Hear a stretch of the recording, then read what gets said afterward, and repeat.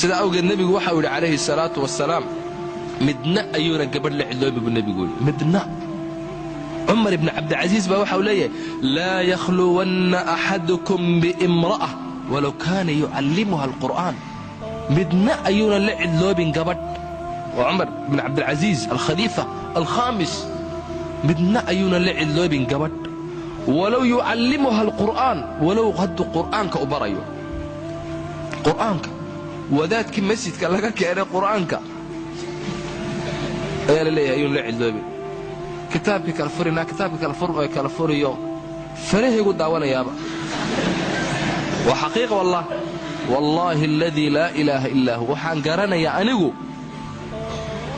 معالن كي قبدي سوري قرآن كودقي والشيخ كتبت انه اخري جري يرمو مسجد كيما قبدي القرآن كسور دقي يايو ما انت دموا قبدي أورلي نعم حكوا الواداتك ومصيبه dee wadaadkii wuxuu yidhi war dee way dhacday arrintu way dhacday marka laa yakhluwanna axadukum biimra'a walow yucallima walow qur'aanka hadduu barayo ha la cidloobin gabadh qur'aanka haddaad barisid meesha shaydaan baa jooga waaka nebigu waxa uu leeyahay maa khalaa rajulun biimra'a mid lama cidlooba haweenay ilaa kaana haaliثuhuma ashayطaan ka saddexeeya waayo شيطان ببلابيا حقي وكسو بلابيا إنك داو حقي وكبلابيا كبرد داو فرها داو والداو سيويس أفيق ندهيق أعوذ بالله يا شيطان ما بيجوغا خلاص مرقى الدنب واحد هيسام بوادقي والله هو حقيقة يا إخوان قصة الماء هو رب سيدا أوقع النبي وحا والورياضة المه تضبطشير هدو قارو فرقوا بينهما في المضاجع كالفقية مروا أبناءكم بالصلاة بالسبع واضربوهم عليها ب10 وفرقوا بين الموت طبجير هدو قارو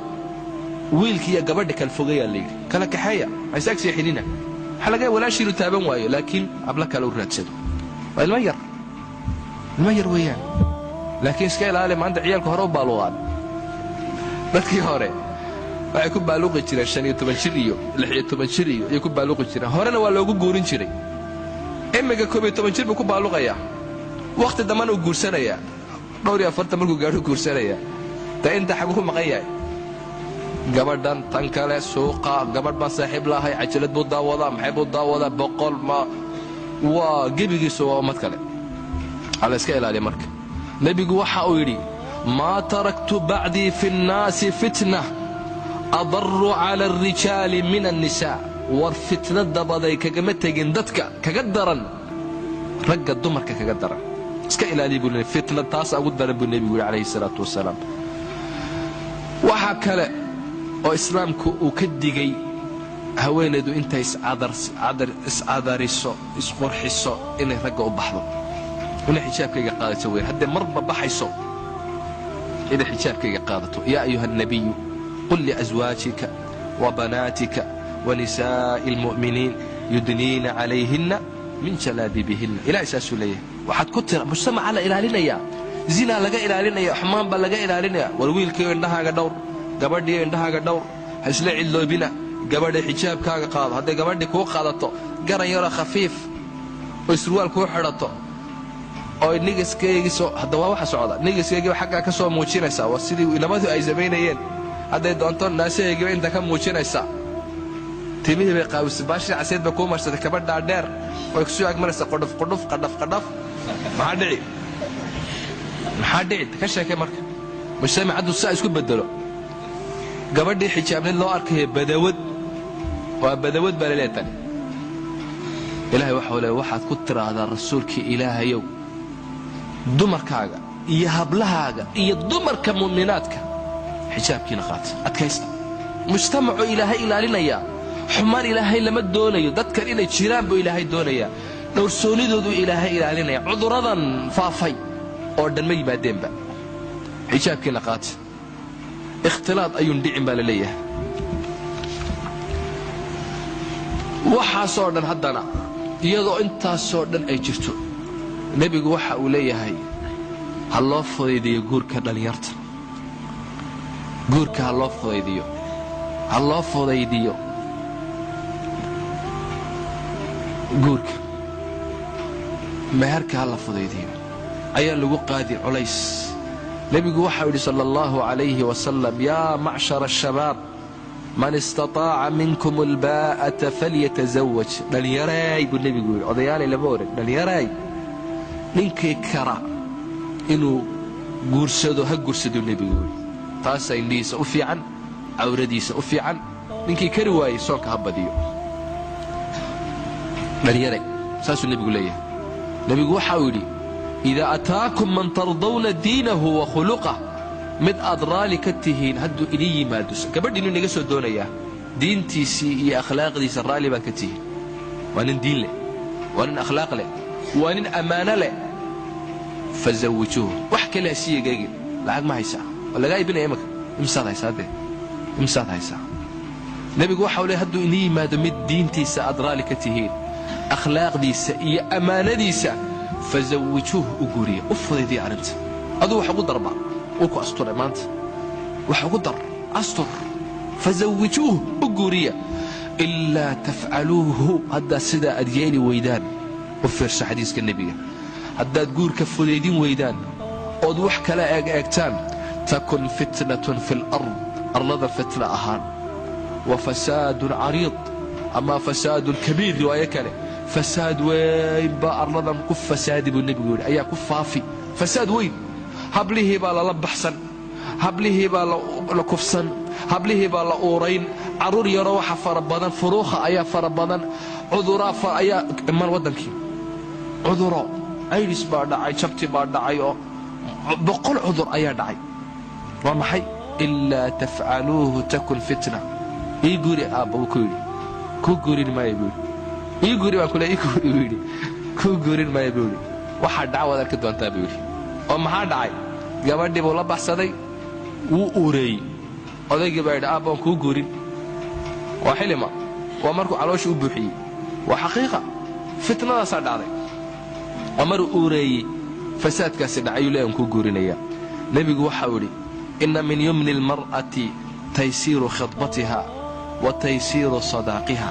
naagta barakadeeda waxaa lagu garan meherkeegu waa fudud yahay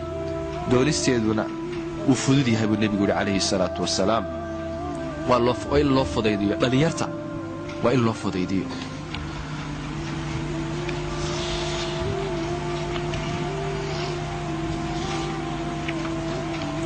ikhwaani fillaah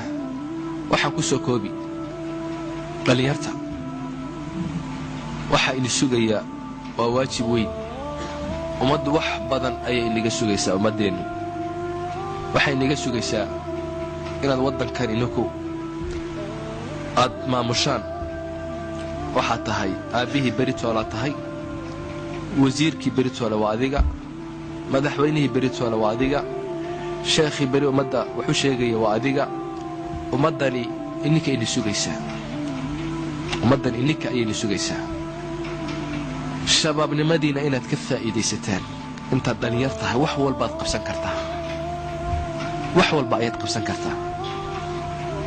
ayayna ku qaadanin shahwad yar oo wakhti koobanah oo ilan yar aad ereeryatid ayay wakhtiga kaa qaadan diintani waxay u baahan tahay maanta qof xambaara oo dadkiisa akhlaaq ku tusa akhlaaq maanta islaamku waxa uu ka yacni dhibaatada weyn ay ka jirtaa dhallinyartii islaamku laba u qaybsameen laba waa dhallinyartii islaamku u sugay laba u qaybsameen mid diintii si xun u fahmay oo ummadda qarxinaya sidaa maanta ka dhacday soomaaliya aad maqlayseen 19 iyo ziyaada ay ku dhinteen si xun buu diintii u fahmay waa irhaabi waa mutatarrif waa seeflabood diintii waa wax xun si kale u fasirta diintii culummana kama dhigan caamadana way caamada dhaantaba kaasi looma baahno mid kalaa jira isaguna oo dhinaca kale ah diinta waxba kama garanayo hablaha iyo xumaanta iyo meelahaasuu yaqaanaa turubka iyo bes wax kale ma yaqaano islaamku labada midna ma doonayo islaamku waxa uu doonayaa maanta u baahan yahay nin dhallinyara oo wax baranaya oo nadiifa oo dhowrsan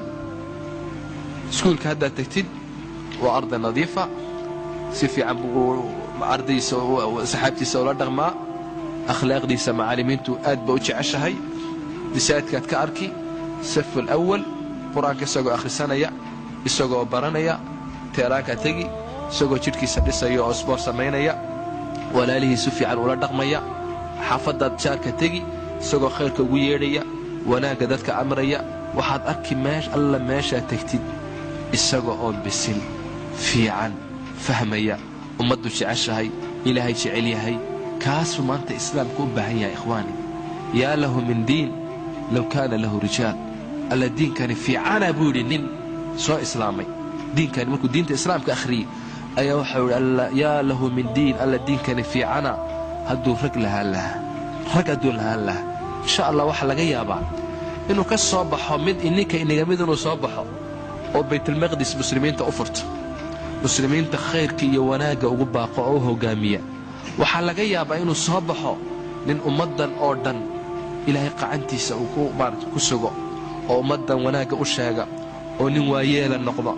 ikhwaani shabaabnimada laga faa'iidaysto shahwadu ayayna bootiin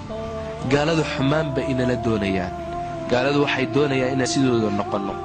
inaan gaalowno wadda aladiina kafaruu saasuu ilaahay leeyahay gaaladu waxay doonayaan kuwii gaaloobay inaad sidooda aad noqotaan bay doonayaan buu ilaahay leeyahay yawaddu aladiina kafaruu low takfuruun haddaad gaaloobi lahaydeen